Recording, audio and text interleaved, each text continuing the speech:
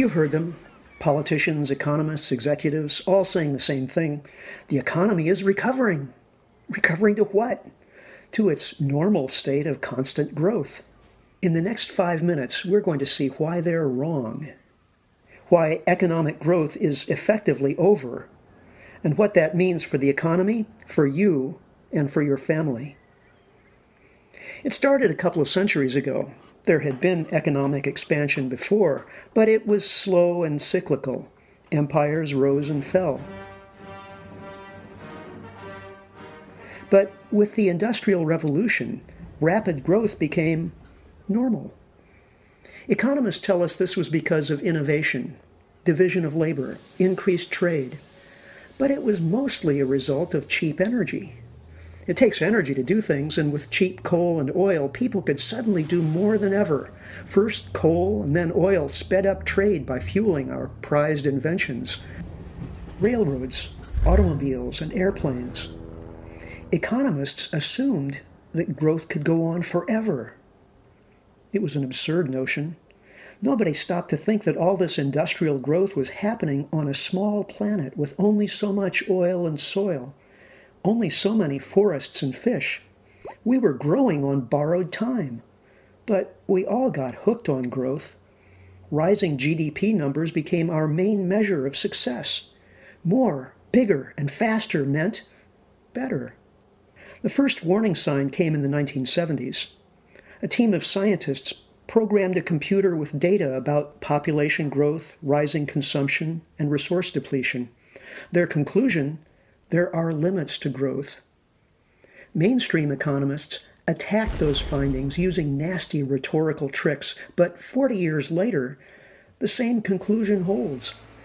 In fact, the industrial economies of the world's wealthy nations started stagnating years ago as resources began to run out. Governments, businesses, and households went into hock up to their eyeballs, gorging on easy credit. The financial system created ever more complex securities and derivative schemes to soak up all that debt and make perpetually rising imaginary profits on imaginary assets. But money and debt depend on natural resources. Piling up debt year after year, doubling it and doubling it again, meant piling up claims on resources that were shrinking as we depleted them.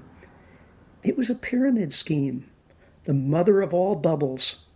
And in 2008, it burst. Governments and central banks tried to re-inflate the bubble with bailouts and stimulus packages funded by public debt.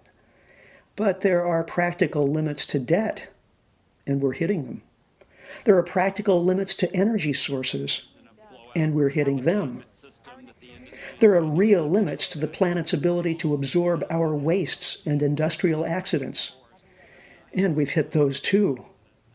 We're being told that the economy is recovering, but take away new debt the government has taken on since 2008 to stimulate the economy, and there's been no real economic growth. There is no recovery. It's all been done with more debt. We've already mortgaged our grandchildren's future, but to keep the economy from relapsing, we'll need to borrow even more. The game is up. We've reached the end of economic growth as we've known it. They're lying to you, but they can't help it. We're all addicted to growth. We all want better jobs and higher returns on investments. But we live on a finite planet. The end of growth is not the fault of any one politician or political party, but some people benefited from growth more than others. We can live without economic growth, but we'll have to start doing a few things differently. We have to measure and aim for improvements in life that don't require increasing our consumption of fossil fuels and other depleting resources, or piling on more debt. Freedom, being with the people we love, good health and the time to enjoy it, a secure, happy community. We have to work together to build local economies where we can live and prosper. But, and this is a big but, without cheap fossil fuels and without borrowing from the future. The longer we put this off, the harder it will be. Economic growth, it's over. Let's move on.